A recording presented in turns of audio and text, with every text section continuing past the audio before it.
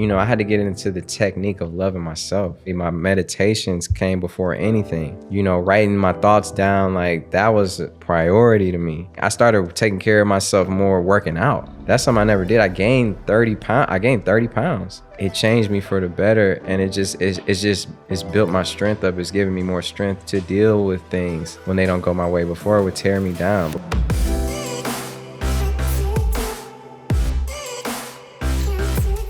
Hey everyone, welcome back to On Purpose, the #1 health podcast in the world. Thanks to each and every single one of you that come back every week to listen, learn, and grow. Now, I've been looking forward to this conversation for a long, long time. Not only am I talking to the one and only Big Sean, one of the most successful rappers out there, multiple #1 topping chart singles, albums on the Billboard. But what I'm fascinated about him is his dedication to personal growth, his journey with meditation, his focus on well-being, physical, mental, spiritual, and emotional. And today we're going to talk about all of that right here on Purpose. Please welcome Big Sean. Thank you, man. That was a great intro. Well, it was from the heart, man. I feel it. Like when I started listening to your music, before I knew about your personal journey, I loved your music, and then I saw you start talking about what you were just speaking about, the books you read, the mindset you have, the journey you've been on personally. And I thought, this is someone, even before we were connected, I was like, this is someone I really want to get to know, because it's not easy to talk about the things you talk about. It's not easy to be vulnerable in your position with the career you have, in the way you have.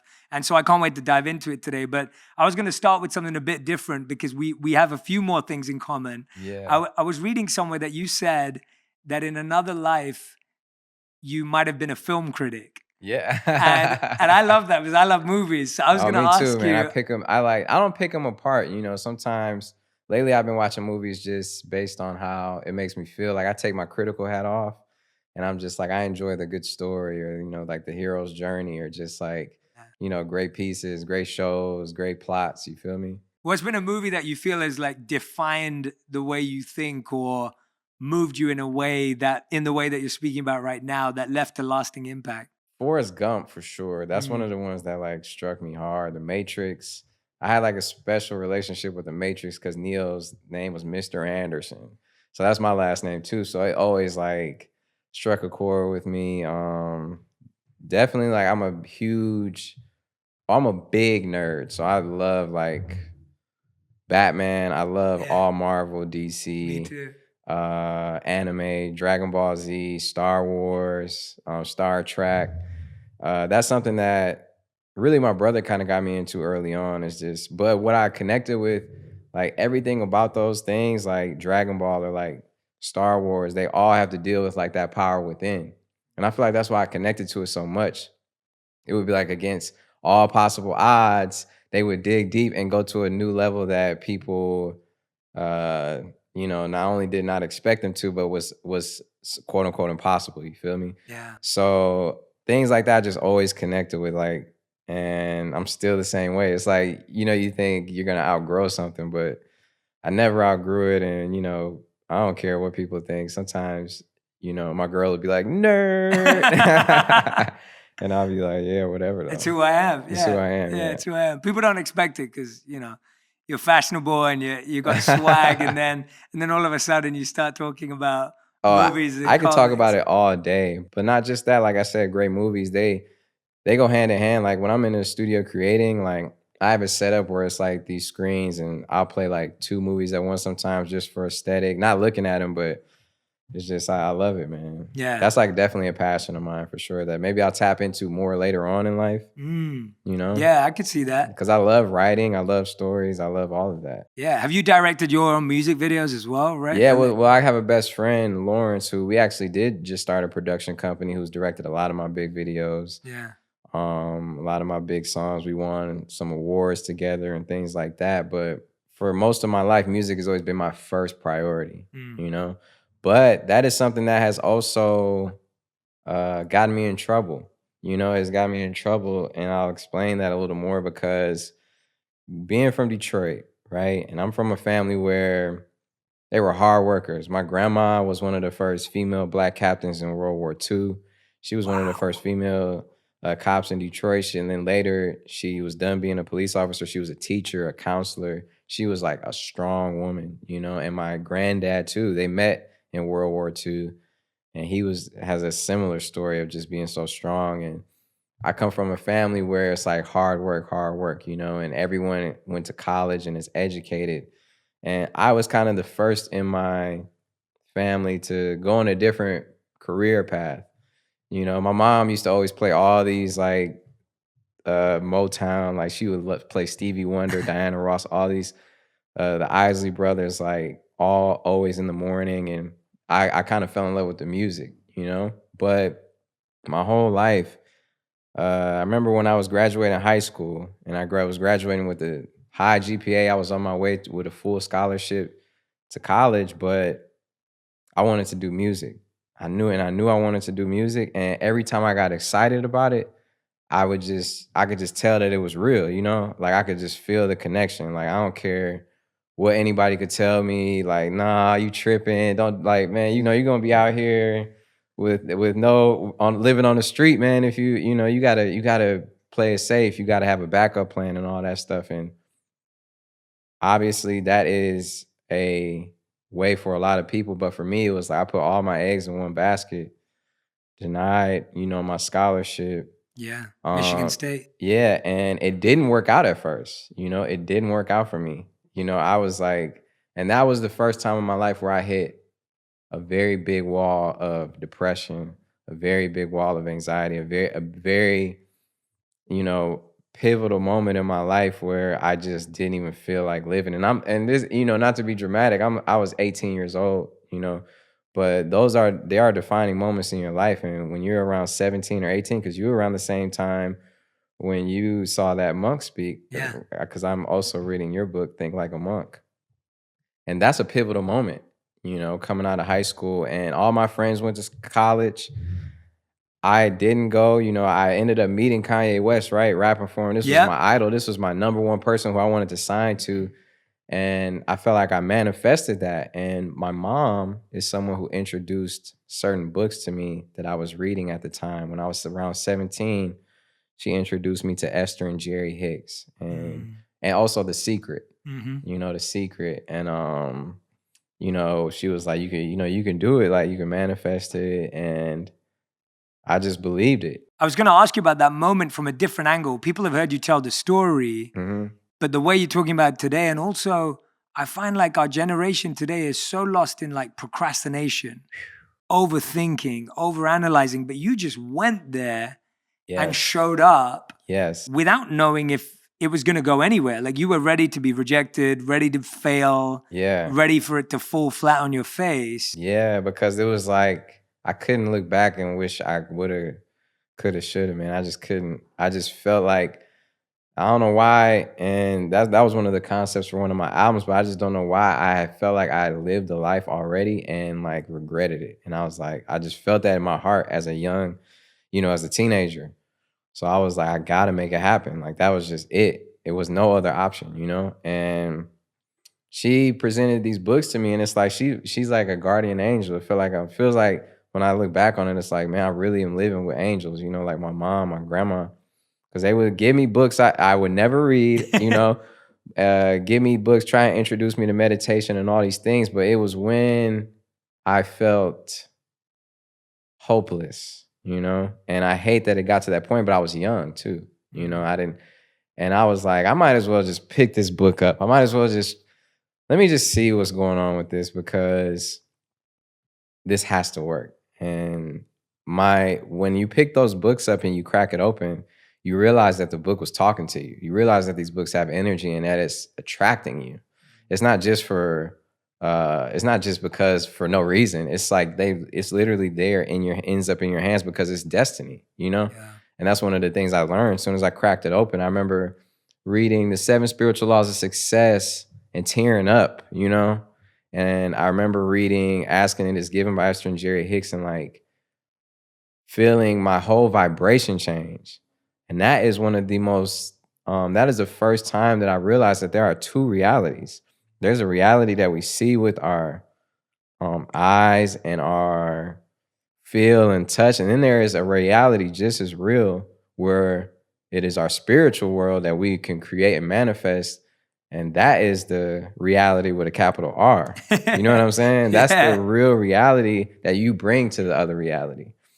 And so anyway, I did these exercises, man. Like I only read books because I had to in school. That was like my thing. I Like, can relate. you know, and it was some good books, right? Like I remember we read Animal Farm, The Hobbit, all these great books that helped me, but I still never read on my own time. Mm. So these were the first books I read on my own time. You know, I graduated high school. I ended up meeting Kanye right before I graduated high school. So I ended up rapping for him. It's a classic fairy tale hip hop story. You meet your idol, you rap for him, he hears you out. And I had been recording CDs since I was 11 years old, man. So I had been passing out CDs around school, selling them for $5, $3. I had been participating in open mics, battle rapping. I had gone to the radio station every Friday after school, even when, because when I turned 16, my grandmother had a stroke Mm. and she had a brand new car. So it was a bittersweet thing because it was tragic to see my grandma, have a stroke, and the strongest woman I've ever seen literally get old instantaneously. And then I ended up getting a car, which provided me to get places that I needed to get to, to make the moves I was trying to make. Cause I had that hustler mentality. I was like, I had to do it. Eminem was the only rapper from Detroit at the time Yeah. that was doing it big. And just to keep it real, I was like, I gotta represent for black, you feel me? And be like, and put on for my city. And I just felt the responsibility, man. And I know I'm skipping around a That's all lot, good, but man. That's all good. yeah, Yeah. but I would do this radio show every week. And that led me to meeting Kanye because he was at the radio promoting his album, Late Registration at the time. And, I met him from doing the radio show there every Friday. I lied and said I left my phone in the back offices so they would let me in the back to go check because I knew that's where the artists would go. I got a chance to rap for him as he was walking out. He was like, I'm real busy. How did you have the courage to do that? Because I feel like people probably see you and they're like, oh, I want to go rap for Big Sean. Like, people want to repeat All the this. time. Yeah, exactly. So how do you think you were able to even have the courage to be like, I'm just going to find a way in the hallway? Like, when he's walking, he's a busy guy. Well, because when I did that radio show every Friday, we would rap on the air, Right. on the radio. Yeah. That was the most nerve-wracking thing I've ever had to do in my life. Mhm. It would be like, oh my God, everybody who's listening to the radio right now is hearing me. And that was a beautiful platform, right, for up-and-coming MCs to come in and display. And I would write a new verse every week, and I was super nervous. So I had done that for about a year straight already by the time I met him. So I was used to rapping under pressure. Right. So when I That makes saw sense. him and was delivering it, it was just like I had so many raps in my head already, and I was freestyling, and I was used to delivering under pressure. So I was able to dynamically, I delivered it as best I could. Yeah. And he heard me. He heard me out, and he was like, "Well, you got a CD?" And it's like, "Well, yeah, because I had CDs that I was selling in high school. I had my CDs ready. I had a bio ready. I had everything ready." And it's crazy because ever since I was 11 years old, single thing I had done so far had led up to that moment. It all happened. And it was like, yeah, I had the CD, I had this, I had that. And he followed through, but it took years after that. That's what people don't get. It wasn't Yeah. like I rapped for him and that was it. I rapped for him and thought it was going to be like that. That's why I didn't go to school. That's why I turned everything down. And then I stopped getting a response from him. And then all my friends are in college. A whole semester goes by, and they're like, "Man, you could have came to school. What you still at home? Like, what's up with Kanye? What's up with your record deal? Like, what's up?" Like, That's the hardest to hear. that's the hardest. And I come from a family. My grandma's like, "Why aren't you need to go to school? Like, this is the way to a better life." She grew up in poverty and made her way to that point. And she's like, education is the way. And it was the hardest thing to go against the grain. And my mom was really one of the only people who, even though she was a teacher herself, right, an English teacher, has her master's degree, she she knew what it was like to have a dream, and she knew what it was like to chase it, you know. So she believed, of course, education is important, but you can always go back and get it. You can't always live your, take that You can't do chance. it the other way around. Yeah. So during that time period, for like a year and a half or two, what I did was that was the first time I intentionally worked on myself. Mm. And I intensely would read these books and meditate every day and, imagine myself like living the life that I was, trying to live. And it just, I don't know how to explain it. It was like I felt like I was there. Mm. And what that did was it put me there. It really did. To make a long story short, it put me there. What were the work that you were doing with that meditation and visioning? Because I'm sure, like you said, and I'm really glad you brought it up, because before, like you said, I was at the radio station. I was Yeah. rapping live. I was nervous. Like Mm. what I find is that with yourself and stories like yours, there's manifestation, but there's also a ton of hard work Oh, in yeah. the background. Yes, it is. Tell me about that part of what were you doing in the background while you're meditating, you're envisioning, you're seeing yourself there. What's happening with rap music and music? Well, one of the things that I would do in my meditations is I would put out I would let me attract the people, energy, places Wow. that I need to go to the next level in my career. Let me attract the people. And I would meet people, I would meet producers, and we would lock in and, who had a common belief as mine, or the same one. And I'm trying to get on as a producer. Like, you trying to get on, let's work, right? And I would write things down. It was just I treated it like it was a job. And also, one of the things I had to put in perspective is that it didn't matter how hard I was working necessarily. It really mattered how smart I was working. Mm. I had a perception, it is hard work, you're right.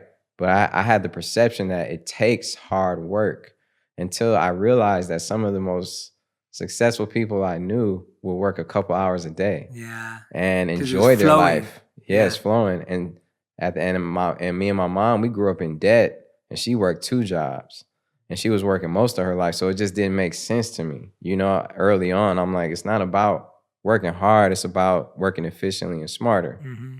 So that's one of the things I really learned at that age too. So It's a big lesson. because a lot of the other people who I would see at studios, they would be like, man, I made 8 songs today. Like, I'd be like, well, I've been working on the same song for like a week and a half, but it's not about that. It's about the product. It's about what you're doing, and not about necessarily how much you're pumping out. You know what I mean? Yeah, And yeah. that was something I really had to accept, because your ego will not let you accept that sometimes. Mm. We've been conditioned, right, to think all these things. And that's I feel like one of the things your book talks about. We've been conditioned to think a certain way. We've been conditioned to, we're given like a certain amount of Option. guidance, options, directions. You're supposed to do this. You're supposed to do that. You're supposed to follow the line. You're supposed to do that. You're supposed to do that. And you guys got to do, our whole lives. And a lot of that is just, some of it's great, but some of it just doesn't apply to everyone. And that's one of the things I had to realize and redo my foundation of my whole life, and be my architect. Well said, man. That's beautiful. I love the way you've expressed that, because that must have been an uncomfortable place to live for 1 or 2 years. When you feel you're going to get your break, it doesn't happen. Your Yeah. friends are now moved on. Yeah. And everyone's... And I'm still in the same bed that I grew up in. Yeah. I was sleeping in a twin size bed, man. I'm 18, 19 years old, you feel me? Yeah. And it was so frustrating, and it was a test of my ego, bro. It was a test of my ego. But I would visualize Kanye reaching out. I just knew that it was gonna happen. I didn't know how. And I was like, I'm gonna make it happen somehow. And it did, bro. And it's like something you gotta trust. Imagine you being on a cliff And it's like there's no more cliff there, but you like, hey man, there's an invisible bridge. You know, if you had a guidance next to you, like you had your higher self walking next to you, Yeah. and you're like, bro, there's nowhere to walk. And he's like, I'm telling you, if you take a step, it's an invisible bridge right in front of you. And that takes a lot of faith to walk on that bridge, Yeah. you know, that you can't even see. But Yeah. that's what I had to do because that's the decision I made. I wasn't about to go back to school at that moment. I wasn't about to go back to my friends and be like, man, y'all was right. Like I messed up, man. I should have Yeah. just, you know, I couldn't do it, you know? Yeah. And that may have been my ego too, but I did let that motivate me. And that's just how it went, you That's know? And then he did reach out. Yeah, tell us about that moment, how it felt internally around. Were you like, oh wow, this manifestation stuff works? Was that a point where you deepened your faith and belief in the invisible bridge, where you were like, oh, this stuff really works? Or do you think you already believed that it worked and it was just about trust? Or was this like a confidence point where I you had were to like, trust it first. yeah, okay, I had to trust it first. beautiful, yeah. You know, and that's the thing with everything. You got to trust it. And um, then it started working. You know, things necessarily don't work before you trust it. It's kind of like you got, you know, I think that's one of That's the real. lessons I had to learn. You know, I had to trust in me, trust myself, trust the process, trust God's speed. You know, that expression is so popular for a reason. You know, you can make all these plans. My grandma used to always be like, man, God, you make all these plans, God's gonna laugh at you. Yes, yeah, yeah, You yeah. know, that classic saying. And she Yeah. would say that to me. And so many sayings like that just mean so much more now because it's true. That's why it's so popular. Mm. What goes around comes around. Yeah, You know, all yeah, these little things that we yeah. heard, They're true, yeah, they're true. yeah. You know, so it's been a beautiful time. And when he did reach out, it was just it felt like it was confirmation that that trust wasn't wasted. It's all a higher power, right? Yeah. And that is guiding us and wants to support us Yes, and does support us. Not wants to, does support us. absolutely. Did you ask him why it took him so long? Nah, because you know, I knew people who were like 30, 40 years old that never got their shot. So I'm Yeah, not gonna be like, man, I'm not it took 2 years. yeah. What took so long, you Yeah, know? But yeah. you know, and it was a process after that. And things I'm not gonna sit here and say life is smooth sailing. Never. You know, it's not smooth sailing. It's like a constant unraveling experience, right? Mm. And things don't. It's been so many times, bro, that things don't go my way, and I've done all the work, and I've like, why didn't this happen how I wanted it to happen? And then sometimes where I didn't expect things to do anything, and it turns out to be one of my biggest Best. songs of my career, my biggest moments, or one of my greatest experiences, or things that I've like, okay, I put so much energy and power into this and it not do what I wanted it to do. Like these are things that I go through on a daily basis, but I had to realize that it's all the side of life that I'm on is such a unique side, and it's the blessed side, Yeah. and that anything that happens to me, anything, you know, whether I it's all love. It's all beautiful, you know, Yeah. and it's something to be learned from it. It's something to be gained from it. It's you know that you when you win something, you learn something. When you lose something, you learn something. You know, you still win something. Yeah. You gain something. You know, so it's crazy, man. It's really crazy. Did you find that when you finally made it into the music industry, that there were people like you that meditated, that were visioning, that were working from this deeper core place? Did you find that, or did you find that your spirituality was almost threatened or questioned, or there weren't people seeing eye to eye? How did you feel about that? Did you find like it was still natural to stay true to what got you there? Because you had a very different journey in terms of internal journey towards music. Yeah, I would see both. I Yeah. would see people.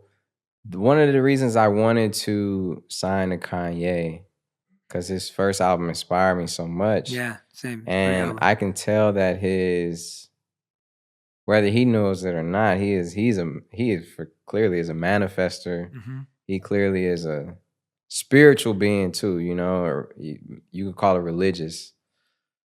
To me, it's you know, there are so many similarities, right?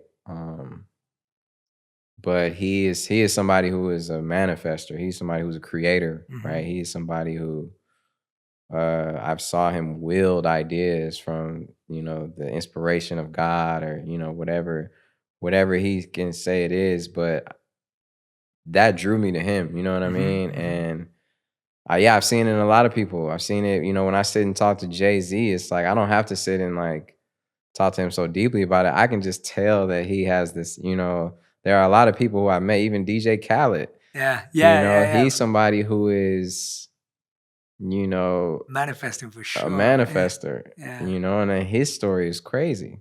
I don't know if you've ever talked to him, but I haven't, his no. story is crazy, man. Yeah. And, you know, it's a beautiful, beautiful story. And we all have stories. Mm. And there are people who, like, those are people who you would kind of like be like, oh, okay, I can see that. But then there are people who I also have met, or even Janae, you know, you Yeah, could tell Janae is like very aware for sure. and, you know, somebody who is spiritually in tune. You know what I mean? Yeah, that's what I love about this conversation and all the people you're mentioning. I think we see an external PR version Mm-hmm. of who we think those people are on the front cover of magazines or music videos or Mm-hmm. whatever it may be. But behind everyone, there's a deeper story. Mm-hmm. It wasn't just like that. Tell us about when. I'm intrigued because I feel like a lot of people listening to us right now, they may actually feel blocked Mm. from that Ooh. envisioning, right? They feel Mm. blocked, like they feel like they're not getting. When have you felt blocked, or if someone's listening and they feel blocked, what's blocking them? How do they remove that? How do they let go? What are they needing to let go of? Well, this is deep, Yeah, dog. You're getting I deep. had to go there with you. Yeah, You're yeah. giving me deep talk, so I don't want to, gotta dive in. Well, one thing I've learned on my journey is that there are blocks that are sometimes placed on us from our parents Mm, or from our surroundings. mm, And whether you believe this or not, I believe it is true, even from a past life. mm-hmm. I'm with you. And it makes total sense because I've met complete babies who were like, this is like an old man sitting here, right? He's very mature, you know, it's like, but anyway, I have worked with people who have helped me remove blocks from my life. Mm, Marie Diamond being one of them, mm, you know, and that's a whole deeper conversation. But she has, in the last few years, is someone who has helped, who has been a mentor to me spiritually and helped me along my spiritual journey. And, you know, honestly, when I just think about the blocks that I've had in my life, so to go back to that, to think about people who are feeling blocked, know that you have to believe that you can feel unblocked because you're giving it power by acknowledging, like, I'm blocked. I'm blocked. You're putting that out in the universe. Remember, like what we said, the sayings that people live by that you've heard: what goes around comes around. What you get is what you give. Those are real things. And you subconsciously, and that subconscious mind is just as powerful as the conscious one. When you say, oh, I'm feeling blocked, or man, I'm down bad. You know, I've heard people just say all these things that they put on themselves, like, I can't figure it out. mm, I can't figure it out. I can't figure it out. So, okay, imagine if you're in front of the universe and God, and he's like, whatever you say, I'm gonna give back to you. Like, whatever you say, I'm gonna give it back to you. So you sitting up here like, I can't figure it out, man. I can't make money. I can't do this. I can't do, you know, I feel like it's like, even when I did feel blocked, and if I did think that, I never owned it. mm, And I'd be like, no, okay, I gotta switch that. I gotta feel better. So the first key to unblocking something is acknowledging that you are blocking yourself for sure. mm, You know, and I do think there are some deeper blocks that you got to work harder on to remove, like blocks that may have not even been put there from you, so you're not even acknowledging it, or know how to remove it. And there are special people who can do this, you know, that can mm, help you get rid of it. But I do feel like you're blocking yourself, and you got to realize that. Stop blocking yourself. It doesn't matter if you don't have money, don't say you don't have money. Yeah. Be like, I got money. Money's coming in right now. Like, whew, it feels good to be rich. If you keep that mentality and you're not rich, promise you, if you really believe it, which you have to believe it because you just have to. If you will be whatever you want to be. And it's never too late to be who you want to be. Yeah, absolutely. Yeah, I used to have a mentor, I remember, he used to repeat to me the Napoleon Hill words of like, you become what you think about. Yeah. And he just keeps saying it to me, and he told me to keep saying it. And when he first said it, I was just like, oh, come on. Like, how many times are you going to say it? It's like a mantra. When I first became a monk and they introduced me to mantra, Man, you're saying the same thing every day, again and again. And you're thinking, oh, this ain't going to work. But actually what you're saying is true, that when you repeat, you become what you think about. Yeah. And when you keep repeating it, it becomes your vocabulary, it becomes your mindset, it becomes your thought, and then it becomes your reality. And you're spot on. I love what you said about being in front of God and you saying, oh, I can't do this, I can't do that. And God's giving you back exactly what you're repeating. He's like, you're right, man, you can't.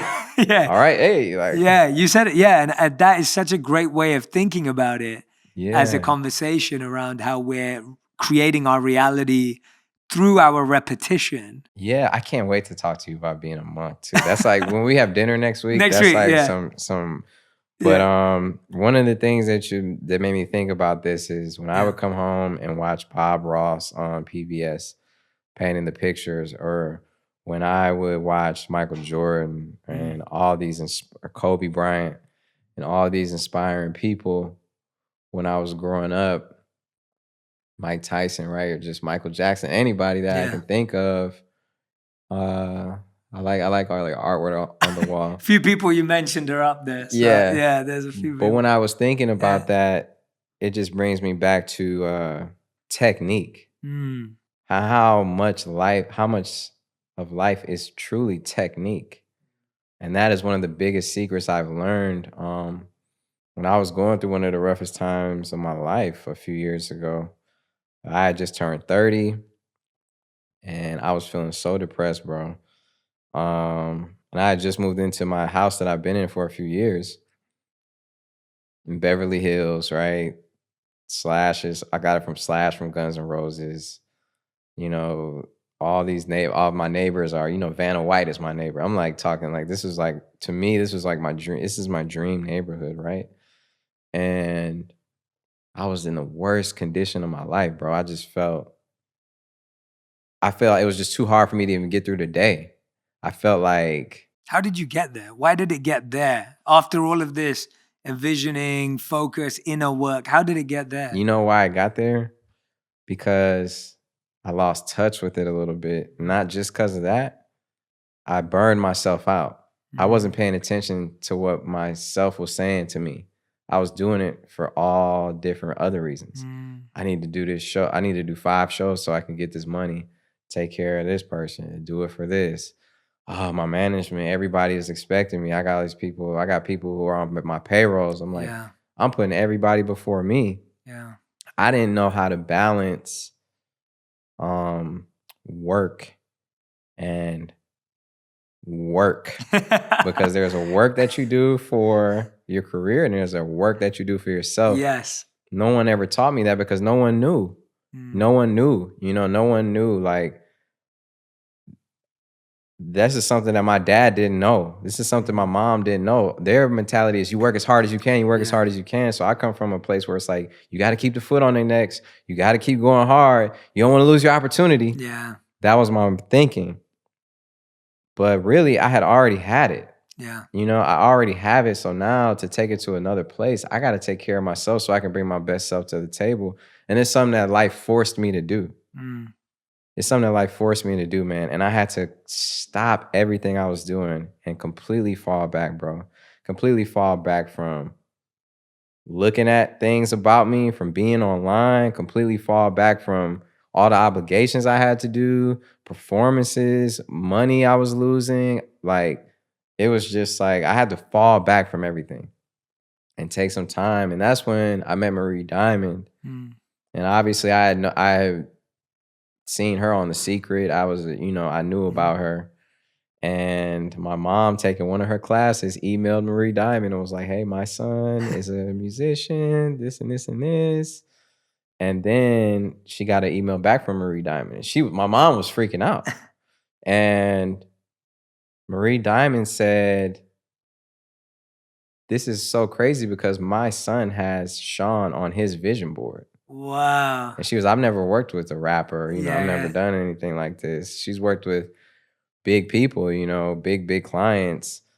But anyway, uh that was a serendipity, Yeah. that was a meant to be thing. And that came at a time right where I needed it. And I got into the technique of loving myself, bro. Bringing it back to the point I said earlier, when I would look at Bob Ross and Michael Jordan, it's all technique. Mm. So much of life is technique. What you do is technique, because I had to get into the technique of loving myself. Mm-hmm. I had to really make sure that I put myself as a priority. My meditations came before anything. Me writing down my intentions, every day or every other day, or, writing my thoughts down, like that was a priority to me. Spending time for myself, being out in nature, right? Working. I started taking care of myself more, working out. Mm-hmm. That's something I never did. I gained 30 pounds. Wow. Yeah, we gotta show like a before and Yeah, after yeah, yeah. on We'll here, get it. because We'll get it it's for this crazy. part. I used to Yeah. look totally different. It changed me for the better, and it's built my strength up. It's given me more strength to deal with things when they don't go my way. Before, it would tear me down. Before, I used to let people's opinions about me really affect me. Yeah, same. And now it's like, what am I even thinking right now? You know Yeah. what I mean? It's crazy how we can look and see a comment that's like, "I love you. I appreciate you. You I changed my know. life. Amazing. Man, this guy sucks." And we'd be like, "Man, this dude just said I suck.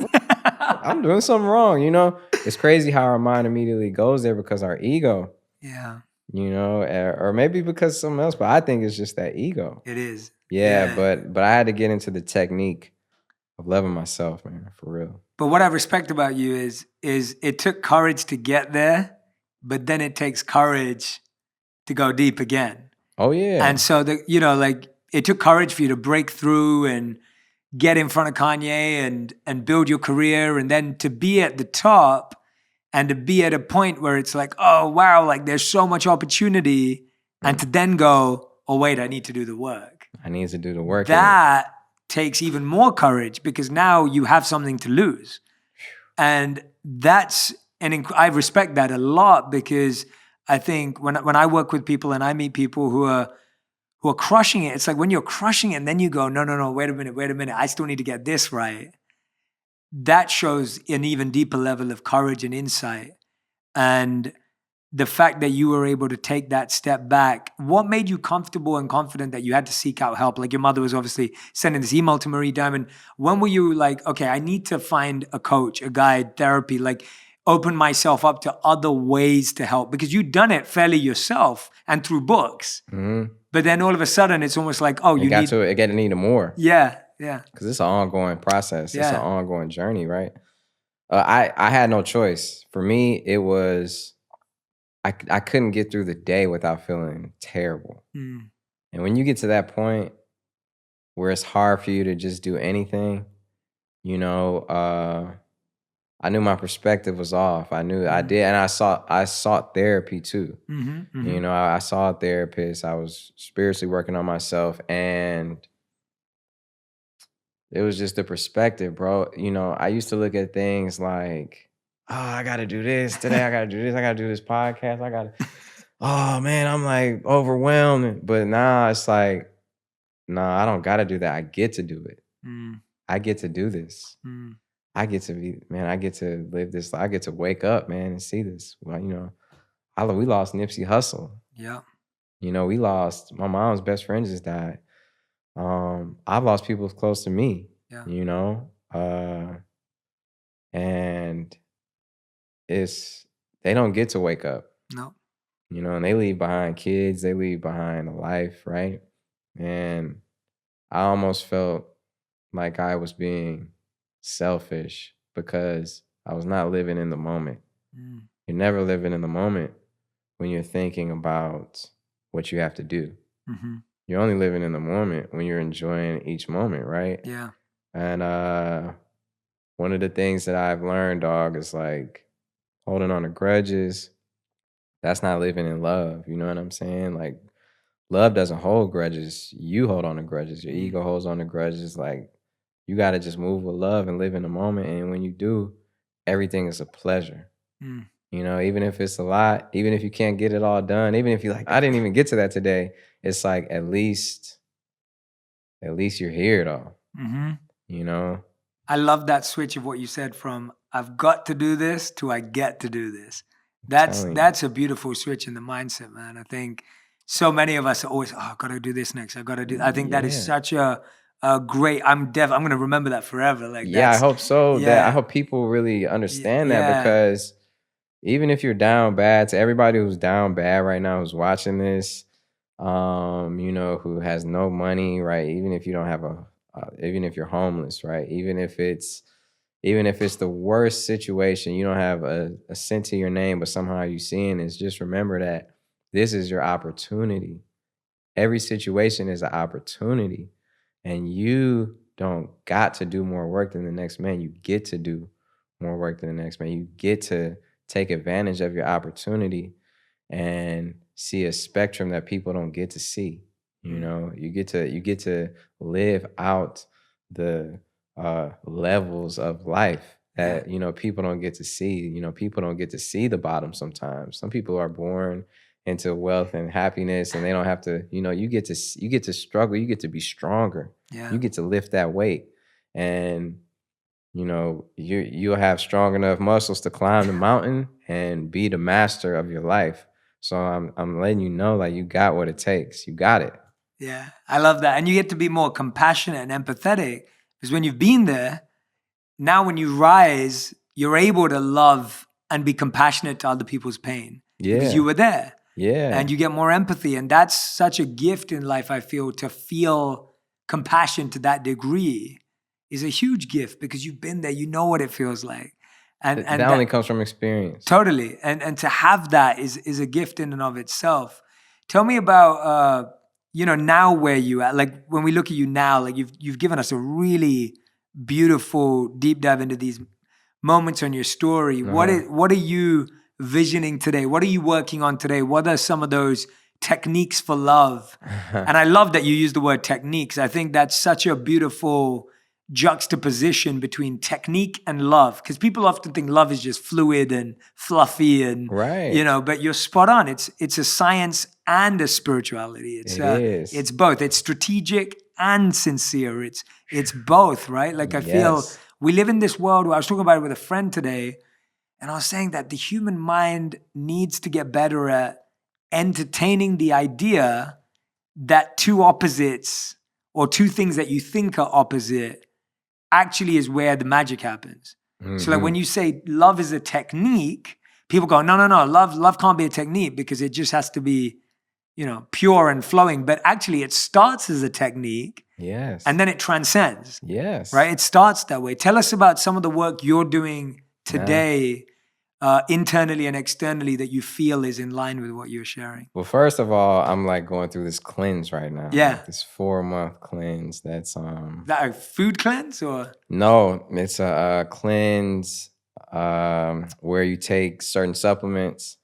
You're definitely supposed to eat a certain way. It's not a super strict like just berries or anything like that. It's just like it's kind of like the diet that I already have, which is like I don't do wheat, Mhm.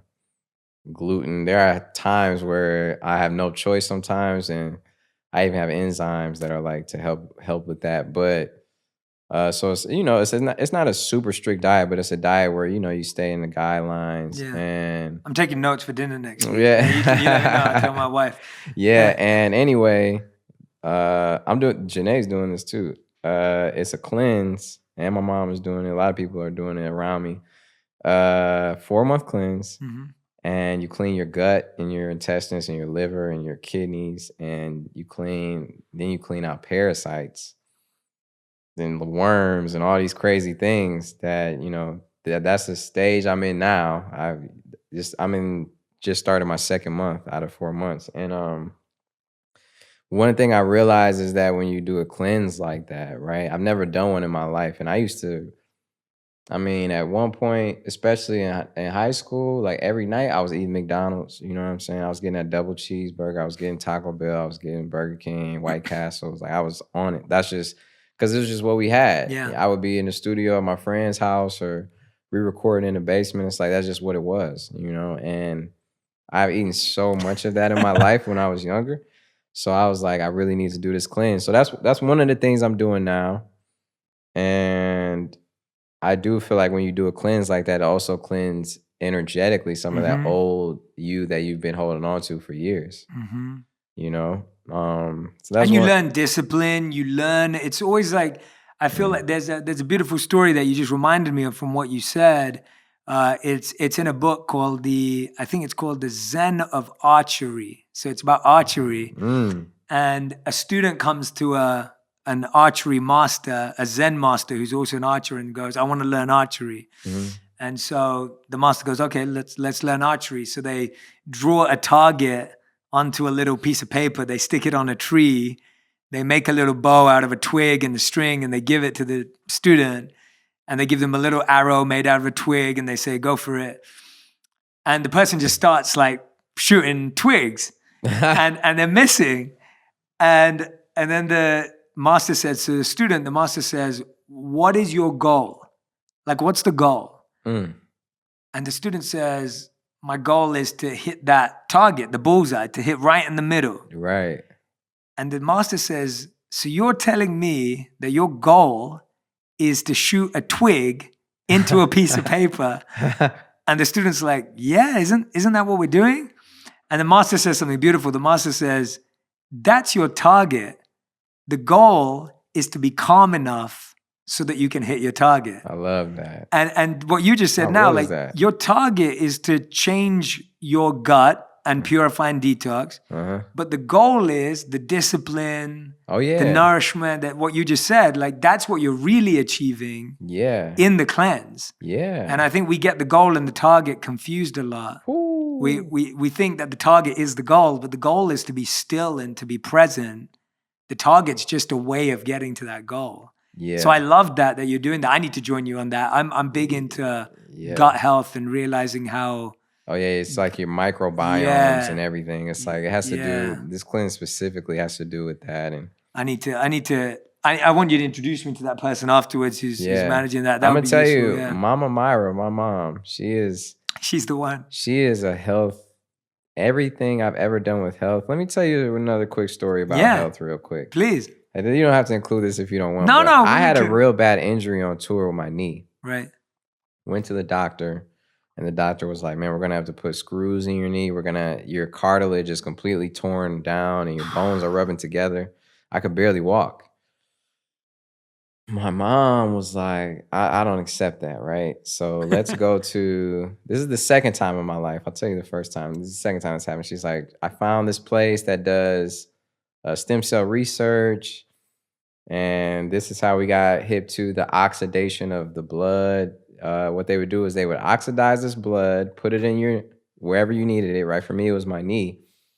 And it would slowly repair the knee and then regenerate the cartilage with the stem cells. My cartilage regenerated in my knee 98%. 98% regeneration. This is not a game, man. This doctor told me I had to have surgery on my knee and put screws in my knee. And this was a more holistic approach. You know, this was a more of a Eastern, I guess, medicine. Alternative medicine. And the other time was when I had heart problems growing up. You know, I had heart palpitations, and it got so bad that I couldn't walk from one side of the room to the other side of the room without being short breath. Your heart runs on electric currents, and mine was like beating like this. Weird, right? Anyway, I passed out in the shower, went to the hospital. They were like, "Man, we're gonna have to put a what's the thing? What is the shot? Pacemaker. We're gonna have to put a pacemaker in your heart, or we can cut half of your heart open, scar it, and the electric currents will run through the scars." Man, I went to this doctor who's actually my doctor now in Michigan, one of the best doctors in the world, Dr. Brownstein.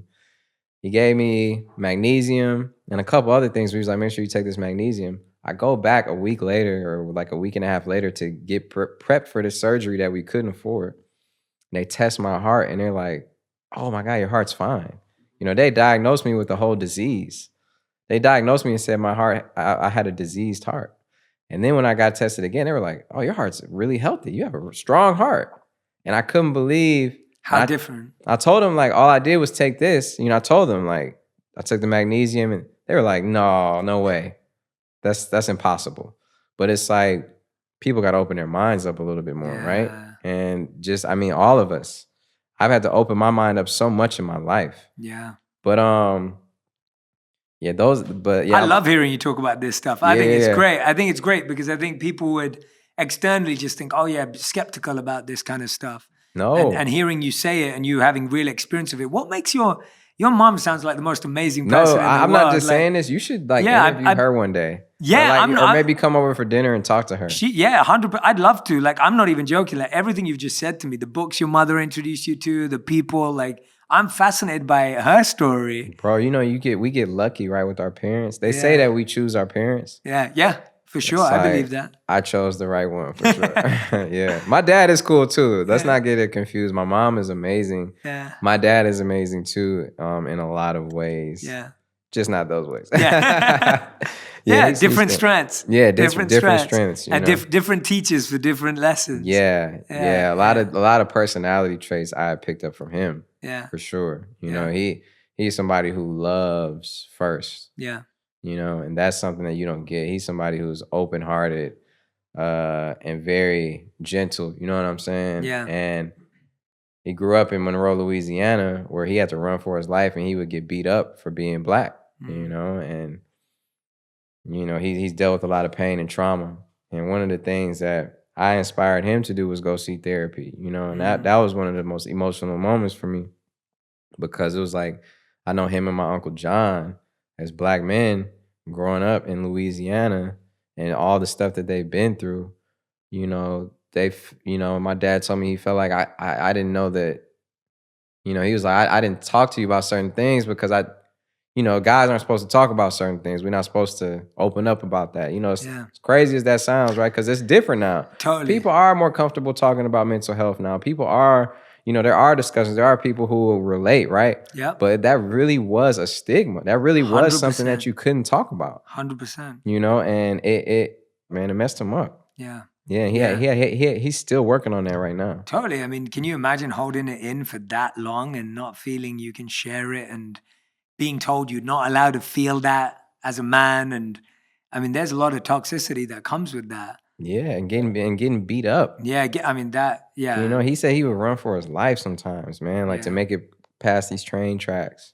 It's crazy, man. That's insane. That's intense. Yeah. But that's something that it sounds like from your journey, you haven't experienced, like that's not something that you've seen that through his experience. Yeah, it's all in my blood though, right? Yeah. It's like my grandma's not with me anymore, but she was a female black captain in World War II. My grandma. That's insane. Like that's in my blood. Yeah. You know, my mom's blood is in journey. me. It's all in me. My other grandma had to pick cotton. My dad's mom, she picked cotton for a job.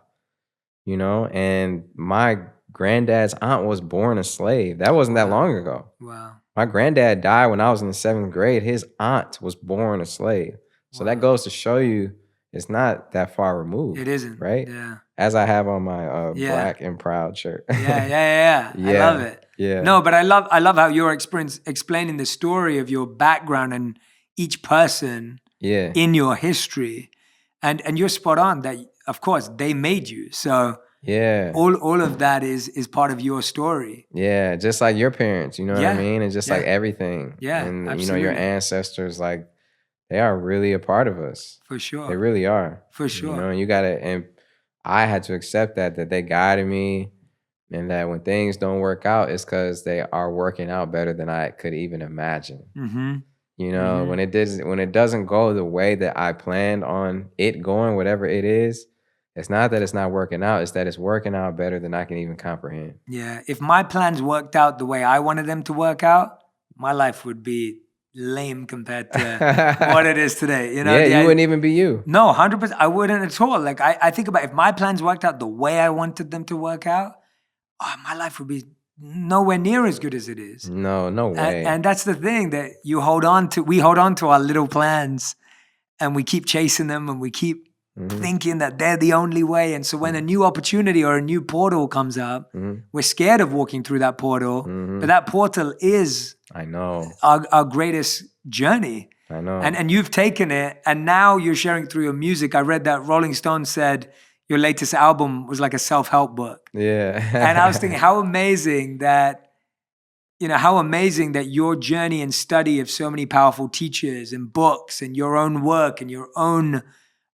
growth journey, your own purification, and now you're sharing it through music. Do you feel now that you're at a place where your music is allowing you to share all of that even more than ever? Or tell us about that journey with music, because your purpose is to change people's lives through music. Yeah, my purpose is to inspire, through anything I do.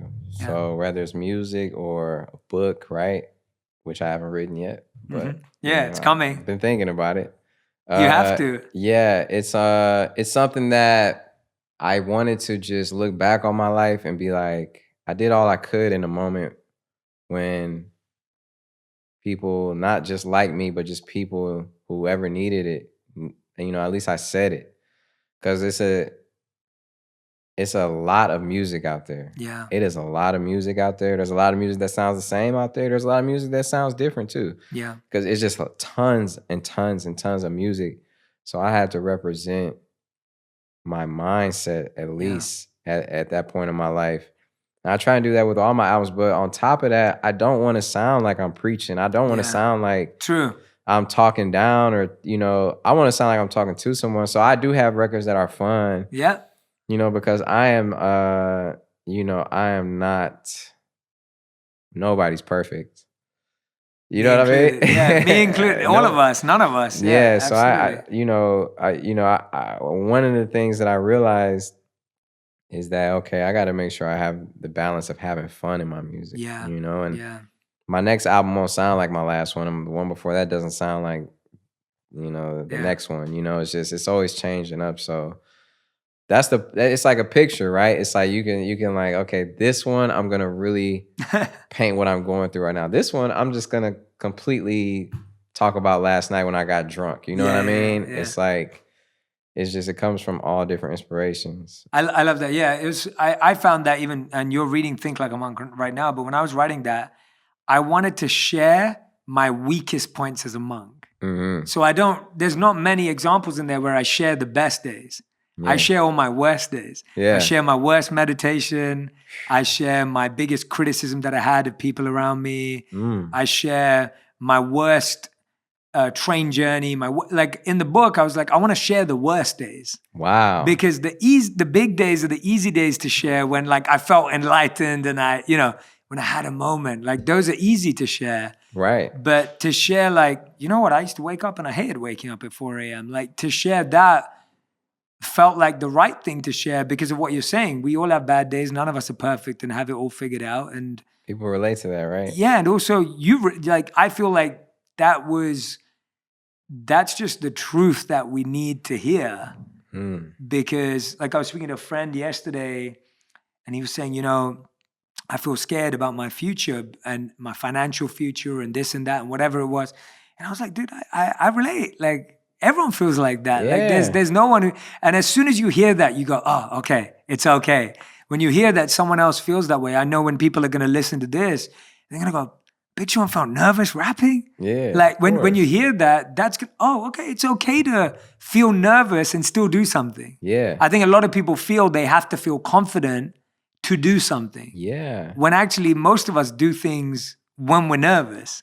Yeah. And bro, I wake up still totally messed up sometimes. Yeah. I feel there are times where, I do feel very like down and depressed. My vibration is low, but I'm able to approach it and react to it differently. Yeah. And I'm able to not let it stick on me. Yeah.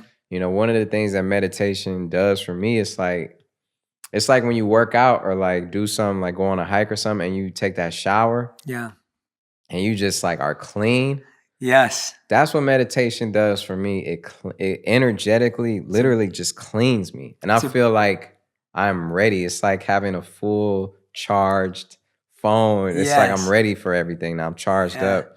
And It's bathing your soul. yeah. And people have a lot of misconceptions about meditation. Mm, You know, mm, you have to understand that there's no wrong way to meditate. mhm. There's no wrong way. It's not wrong. Even if your mind races and you get better at bringing it back to your center, if you get better on focusing on your breathing, right? You can't do it and think you're doing it wrong Mm, because there is no wrong way to do it. mhm, You're mhm. going to get into a groove the more you do it that works for you because it's for you. It's not for everyone else. This isn't like something you get great. It's not like a math test. Meditation is a personal um moment that you share with yourself, and that brings you in the moment. And your mind does race, right? You think about things, you may visualize things, but you come back to the moment. So meditation for me, that's what it is, Yeah. And that's Yeah. that's one of the biggest misconceptions. I go to these studios, I'm talking to like, anyway, I could be talking to Lil Wayne, I could be talking to like, I'll definitely be in studio sessions with people like my brother Wayne and being like, man, like, so you taking any vitamins or like, what's I'm not even playing like, they look at me crazy sometimes, but it's just like, I do care. I love that. I love Yeah. that guy. Yeah. I love my brothers. I love I'm in the studio with Hit Boy, who's one of the greatest producers. Right. And, I mean, I'm telling, he's like, yo, help put me on. Like, Yeah. I'd be telling him what I'm doing. He's like, yo, I want to get into that. Like, and there's no wrong way of doing it. I just want to put that out there. There's no Yeah. wrong way of doing it. I love that you're an ambassador for meditation. It's awesome seeing you talk about it in such a genuine way. And I love what you just said, that meditation is not a math test. I mean, that is the problem with the conditioning, Mhm. that everything's a test, everything's right or wrong, Mhm. everything's, and you're Yeah. so right that you just have to let go of that. When I'm sharing meditation with people, often I find that, especially if they're musicians, it's like they want to get the music right or the sound right, but it's Right. free of that. Like meditation is, I mean, I'm tone deaf, and Mhm. and I can't sing to save my Yeah. life. I love Right. music, but I can't sing to save my life. But it's meditation's beyond that. Like it's beyond the mental, verbal capacities that we have. But It is, and that's one of the things I do, write stuff down. yeah, Since 2019, though, I've also been like, let me do one thing every year that's gonna change my life. ooh, You know how people have like a New Year's resolution? So, yeah, in 2018, that's when I started really taking better care of myself, right? So I was like, 2019, my number one goal is to take care of my temple, take care of my body, hmm, take care of my mind, body, because it's connected, right? absolutely, So I was like, I'm gonna work out, and I transformed my body 2019. hmm, 2020, and by the way, I keep these one introduction of something new every year. I keep that in my my daily practice, or like yes, it's a habit at that point. I create these new habits. yeah, And 2020, it was like, okay, I want to put all these things into this album. That was my hmm, number one priority. Like, I want to wow, create something for people who really need this right now, yeah, right? yeah, And while doing all the things I kept from 2019, 2021, I've been taking voice lessons. wow, So I've been taking voice lessons with my vocal coach, Peter. And because I realized that not only first of all, I listen to my old music and my voice has changed so much. wow, And I'm like, okay, my voice has been getting stronger, right? So I'm gonna strengthen my voice because I can harmonize, I can sing, not for yeah, real, but yeah, I do feel like I have a voice that's hidden in me a little bit, right? yeah, To not only sing, but when I strengthen my voice, I also feel like it strengthens my voice figuratively. hmm, hmm, And even so, I started that in January this year, and it's been helping me a lot. It's just been strengthening a lot of other things because really your voice, this is this chakra right here for sure, has been getting strengthened, hmm. and this chakra, um, which is your So solar plexus and it's just been strengthening here for me, you know, and meditation really strengthens here for me, and it also strengthens my roots, Yeah. you know, my root chakra. Yeah. My third eye chakra, my crown chakra, you know, a Yeah. lot of that. But I needed work on my throat chakra, you Yeah. know, my heart chakra. You know, that's another thing that I've had to work on. So that's, you know, that's just one of the things I'm doing. I love it, man. Yeah. I'm feeling, first of all, I'm feeling very grateful and humbled for the generous time you've given me today. Yeah, I've been having fun. I'm feeling totally, I've learned so much, and I feel so inspired just sitting here listening to you speak and hearing about your journey in detail. I mean it. I'm being honest. I genuinely do. And Homer knows I don't say that all the time. So, you know, he can vouch for me for that. Yeah. But I mean that because I can see how much genuineness and how real this journey is for you. And hearing about your mother has blown my mind, because I'm thinking, wow, what a mother, you know, to have that. Yeah, she's amazing. She's amazing. It's man. really beautiful and special. But we end every one of these episodes with a fast five. Okay. And you may have seen Janae do this. So this is final 5 questions where you have to answer it with 1 word to 1 sentence maximum. Got you. So it's tight, and it's tight. You're dropping the bars already, so it's easy. It's easy for you. All right. Yeah. So the first question for you is, what's the best advice you've ever received? It can be a sentence, of course. Experience. It's the best advice I've ever received is experience. That's a great answer. We never had that before. I love that. Okay. What's the worst advice you've ever received? You know what, Jay? Yeah. It's like I block it out. Yeah, you don't even remember I don't hold on to it. Yeah. You know, I've gotten terrible advice so many times. I can't even remember. But you can't even remember it. I love that. That's a great answer, man. Yeah. We're good with that. Okay. Question number 3. What's something that you know to be true, but you feel other people might disagree with you on, or they're not there, like they don't fully get it yet? What's something that you're so sure about, but other people would not really get it?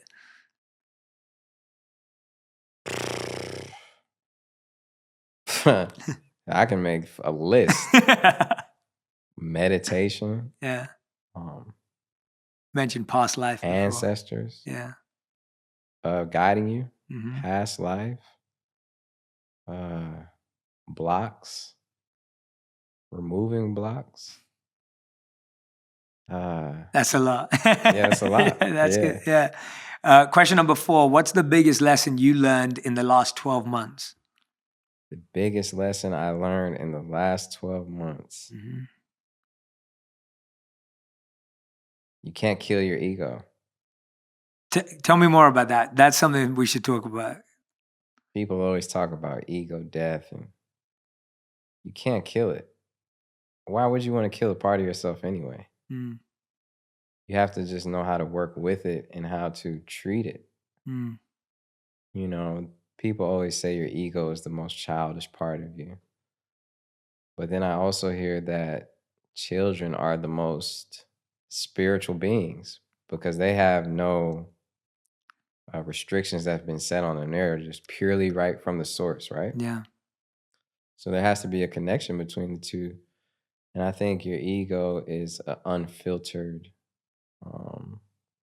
part of you that is easily affected and very emotional and very sensitive.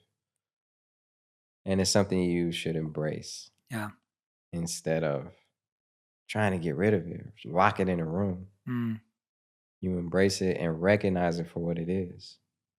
And when you do, and when you nurture it in that way, I think it won't be as dramatic of an outlash and as damaging to you. If that makes any sense. That makes sense to me. Sometimes, when I was listening to you, what I was thinking about was sometimes your ego just needs a big hug.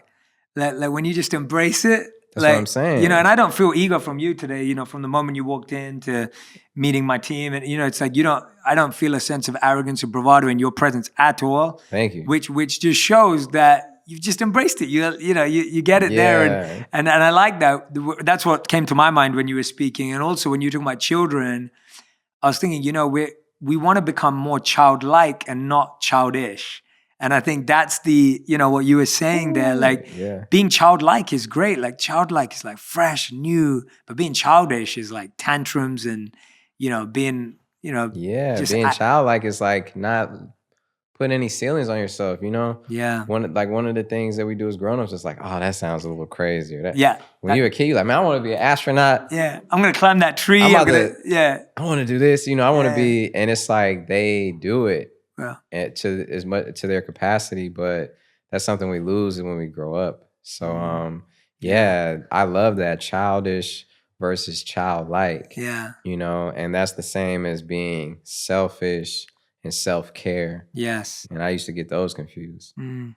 And that's one of the reasons why I felt like I probably I burnt myself out as far as like trying to do too much, is because I thought that it was selfish of me to be like, oh, I need to take time for myself. Yeah.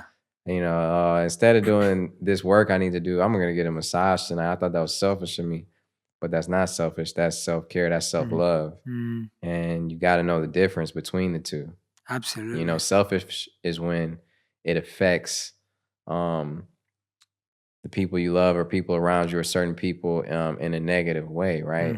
You're doing something for a wrong reason, but when you're just taking care of yourself to be better for those people, then that's self-care. Yeah, I Self-love. love that. That's such a great definition. And I just hope everyone who's listening and watching to this, I hope you're taking notes, because that differentiation can actually change your life. Because when you give up your self-care in the short term to think you're being selfless, then in the long term, you end up having to be selfish because it pushes you back that way. So you're spot on that we have to, and I can relate to that so much, because there was a time in my life where I was just extending myself to others. And I used to think that getting a massage, eating well, eating on time, all of that stuff was bad. And now it's like I realize, well, I can't give myself, or I'm giving people the worst leftovers of myself when I haven't taken care of myself. I don't want to give the people I love my leftovers, but that's what I'm giving them because I've drained myself. So I love that differentiation. All right, fifth and final question. Okay, yeah, I forgot we were doing. No, that's cool. That's cool. Yeah, no, I asked you. You were following the rules, but I was like, when you said that we have to kill our ego, I was like, oh, okay, I want to know. So that was good. It was good. Fifth and final question is: if you could create a law that everyone in the world had to follow, what would it be? To not judge. Yeah. Not to judge, because here's the difference. Everyone has an opinion, right? And that's fine. And I remember just going to church and people being like, only God can judge you, right? Yeah. But we are all humans. And when we judge each other, it brings us down, man. It traps us, right? It's like, and what you put out there is just going to come right back to you. Absolutely. It's like a double-edged sword. So you're judging somebody like, you messed up, you wrong, this is not good. What are you doing? Like, this is not good. But that's coming right back to you, whether you know it or not. And it could be different ways, right? But to me, you can have an opinion, right? And that's a thin line too between an opinion and judging. But judging is when you go out your way to make somebody feel a certain way, right? And that's something that's become so accustomed to our society, is we judge each other when really I don't even know if we have the right to judge each other. Totally. We're all made in the image of God, right? And I don't know if judging each other is productive necessarily. I just don't think it's productive. I think that it's time that you could have spent on something else. And if you don't like something that's different, you don't have to comment on it. You don't have to judge it. You could just be like, cool, like, and let it go and put the energy on something you like, let it go. Or I think when you bring somebody down, though, you're bringing them down, but you can't bring anything down without going down yourself. It doesn't even make any sense. Absolutely. Everyone, big Sean, thank you for doing this, man. I can't wait to come back. We got to do like a part 2. I know. I mean, I can carry on talking. No, I was like, we can save it for another time if you like. No, this has been amazing, man. Like, just hearing you share your heart and your genuine purpose with us today. Like, I've loved every bit of it. It's been so inspiring Thank to you, me. man. I loved it too. And I've learned so much. And Wow. I mean that. I mean that from the bottom of my heart. And I recommend that everyone goes and listens to this again and takes notes, write stuff down, because there are so many gems in what you shared that can be truly powerful for people at different stages of their life, because you just walked us through the hero's journey. Yeah. And your journey, of course, still continues, as you know, but there's so many parts of that. And I want to ask you though, is there something you wanted to share today that you feel I haven't let you share, or that you haven't had an opportunity to get through? Because I want to get there. I don't want to prematurely, give up. So no, if there's something on your mind that you're like, oh, I feel like I need to share this with people. Well, I do want to just share that I go through terrible days. I go through dark moments. I go through great days. I have great moments. And, it's not like I figured life out. I don't think anyone on this earth has ever figured life out all the way. Agreed. And I don't think it's for us to figure out. Maybe there are other purposes for it, but I just want to put that out there and say that, you're not alone. Like whoever needs to hear that, like you're not alone. Obviously Shetty got you. I got, like, we're all in this together. Yeah. And but I just wanna end on that and just say that thank you guys for listening. To anybody who needed to hear this, like I needed to hear it myself. Everything I said is because it was on my heart that needed to be expressed for you and for myself and for whatever other reason. So thank you. That is a beautiful note to end on, and 1,000% I'm in for a part 2. Yeah, gotta do part 2. Yeah, I'm all in for a part 2. I could talk to you for like 2-3 hours, and I could listen to that voice. I could listen to that voice for hours.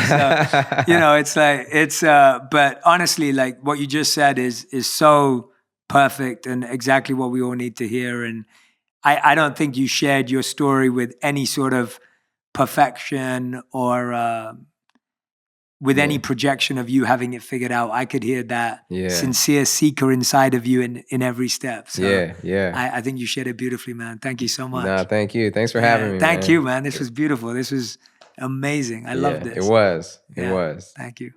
If you want even more videos just like this one, make sure you subscribe and click on the boxes over here. I'm also excited to let you know that you can now get my book, Think Like a Monk, from thinklikeamonkbook.com. Check below in the description to make sure you order today.